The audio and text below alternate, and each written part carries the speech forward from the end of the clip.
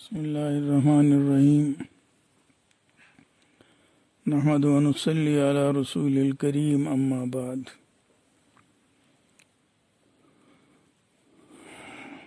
فضائل رمضان میں حضرت شیخ الحدیث مولانا زکریا صاحب رحمۃ اللہ علیہ نے اعتکاف کے باب میں ایک حدیث پاک نقل کی ہے کہ حضرت ابن عباس رضی اللہ تعالی عنہ مسجد شریف میں معتکف تھے۔ ایک آدمی ان کے پاس آ کر بیٹھ گیا۔ حضرت ابن عباس رضی اللہ تعالی عنہ نے اس کو دیکھ کر فرمایا کہ میں تم کو غم زدہ مغموم دیکھ رہا ہوں، کیا بات ہے؟ تو اس نے عرض کیا کہ میرے اوپر کسی کا حق ہے جو مجھے دینا ہے، اور حضرت نبی پاک صلی اللہ علیہ وسلم کی قبر مبارک کی طرف اشارہ کر کے فرمایا، قسم کھا کے کہ اس کو دینے کے لیے میرے پاس کچھ نہیں ہے۔ تو حضرت ابن عباس رضی اللہ تعالی عنہ نے ان سے فرمایا، حضرت ابن عباس رضی اللہ تعالی عنہ نے کہ چلو میں تمہارے لیے اس سے سفارش کرتا ہوں، اور یہ کہہ کر اٹھ گئے۔ مسجد سے نکلنے لگے تو اس شخص نے کہا کہ حضرت آپ تو اعتکاف میں تھے، آپ کو یاد نہیں رہا کہ آپ اعتکاف میں ہیں، اور اعتکاف والا مسجد سے باہر کیسے جا سکتا ہے؟ تو حضرت ابن عباس رضی اللہ تعالیٰ عنہ نے فرمایا کہ مجھے یاد ہے میرا اعتکاف، لیکن میں نے اس صاحب قبر صلی اللہ علیہ وسلم سے سنا، حضور صلی اللہ علیہ وسلم مراد ہیں کہ ان سے سنا، اور ابھی زیادہ دن نہیں ہوئی ہے جب میں نے سنا۔ اور یہ کہہ کر ابن عباس رضی اللہ تعالیٰ عنہ کی آنکھوں میں آنسو آنے لگے کہ انہوں نے یہ فرمایا کہ جو مسلمان کسی شخص کی حاجت روائی کے لیے جاتا ہے تو اس کے لیے 10 برس کے اعتکاف کا ثواب ہے، اور جو شخص ایک دن اعتکاف کرتا ہے اللہ تعالی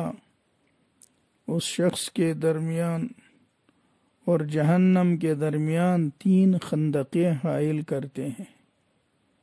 جن کی مسافت خندق کی اتنی دور ہے جیسا آسمان سے زمین کے درمیان کی مسافت۔ اس روایت کو نقل کرنے کے بعد حضرت شیخ علیہ رحمٰن نے لکھا ہے کہ ایک دن کے اعتکاف کا جب اتنا ثواب ہے کہ آدمی کے اور جہنم کے درمیان 3 خندقیں اتنی بڑی حائل ہو جاتی ہیں،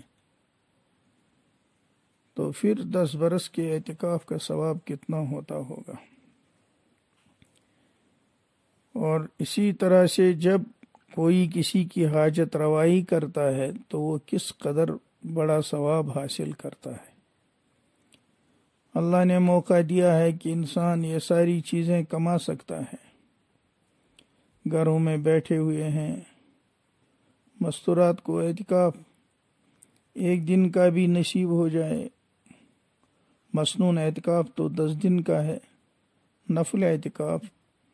1 دن کا بھی ہے اور مختصر بھی ہے، چند گھنٹوں کا بھی ہے، مختصر وقت کا بھی ہے۔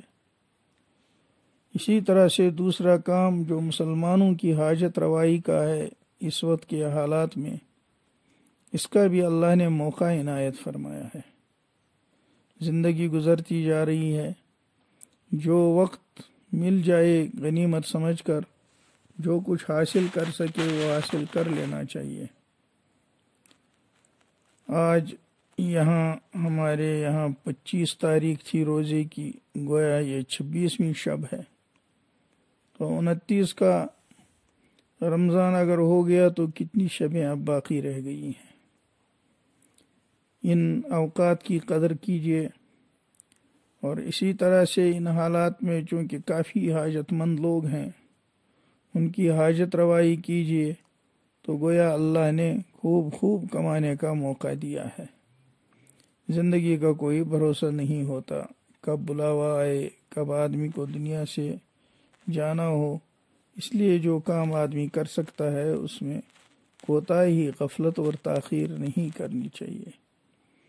عمل سے ہی زندگی بنتی ہے، عمل کی ہی کوشش دنیا میں کرنی ہے، اور یہی موقع ہے جس میں آدمی کچھ کما سکتا ہے۔ اللہ تعالی ہم سب کو اس وقت کی قدردانی نصیب فرمائے، اور ہم سب کو ان قیمتی اوقات کو کام میں لانا نصیب فرمائے، اور پھر اپنے دربار میں قبولیت